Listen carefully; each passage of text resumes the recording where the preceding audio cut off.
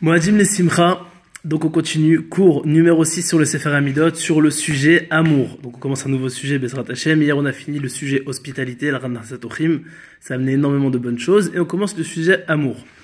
Premièrement, par manque d'amour entre les hommes, ceux-ci seront amenés à calomnier, ce qui les conduira ensuite à la raillerie et au sarcasme, puis à débiter des mensonges.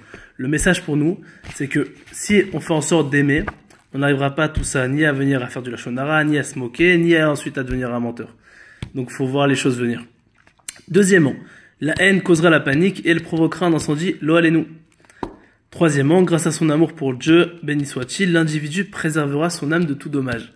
D'ailleurs, c'est écrit dans le Teilim que va boter bachem chesed sovevenu. Celui qui a confiance en Dieu, qui a vraiment boter, c'est vraiment le haut niveau, on va dire, de confiance en Dieu. Alors, il y a du chesed, ça veut dire de la bonté qui l'entoure, et évidemment, il y a toutes les brachot aussi qui l'entourent. C'est pour ça qu'il faut aimer Dieu de tout son cœur, comme on le dit tous les jours dans le schéma. Quatrièmement, si tu te repens d'abord de tes fautes, tu pourras accéder à l'amour de l'Éternel, béni soit-il. Cinquièmement, celui qui prie avec abnégation pour Israël sera aimé de tous. Alors là, je fais une petite traduction. En vrai, en hébreu, c'est écrit Messirut Nefesh. Messirut Nefesh, ça veut dire mamash. Concrètement, une personne qui donne son âme. C'est une personne qui se tue pour prier pour les autres. Il prie pour les gens qui sont malades. Il prie pour ceux qui n'arrivent pas à trouver leurs zivouk, pour ceux qui n'arrivent pas à avoir d'enfants, pour que les femmes qui sont enceintes, elles arrivent à avoir des bons accouchements.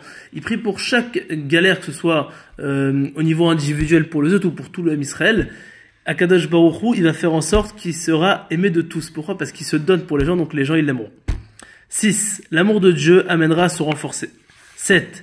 Lorsque tu encourages l'homme dans son service de l'Éternel, béni soit-il, il t'aimera. Alors c'est écrit Ouyo Avotra. A priori c'est l'homme, mais on peut même le voir de manière allusive aussi que Dieu nous aimera aussi. Donc c'est un double gain. Et c'est logique. Parce qu'on fait en sorte à une personne de le renforcer dans la voie d'Hachem, il voit lui-même qu'il se renforce, que ça porte des fruits, et qui grâce à ça il va avoir son lama-ba, il peut que t'aimer. C'est logique. 8. Par le fait de rester le Hallel à haute voix, on méritera l'amour de Dieu, béni soit-il. Donc c'est pour ça que c'est bien de faire le Hallel à haute voix, surtout, au Hachem en ce moment on le fait tous les jours. Je fais une petite parenthèse, Chol Hamoed on fait la moitié de Hallel, et pendant les Yom Tov on fait le Hallel complet en général. Rosh Chodesh on fait aussi la moitié du Hallel. 9. Si tu te gardes de haïr sans raison, alors lorsque tu auras quelques jugements contre un adversaire brutal qui refuse tout compromis, grâce à ton comportement, celui-ci transigera avec toi. Ça veut dire que de base, il aurait pas voulu, entre guillemets, ce qu'on appelle faire une pshara, ça veut dire essayer de trouver un compromis. Mais là, du fait qu'entre guillemets, toi, tu fais en sorte de ne pas haïr sans raison, donc tu fais attention à ça. Ici, c'est la sinatrinam, c'est un dommage de détester gratuitement.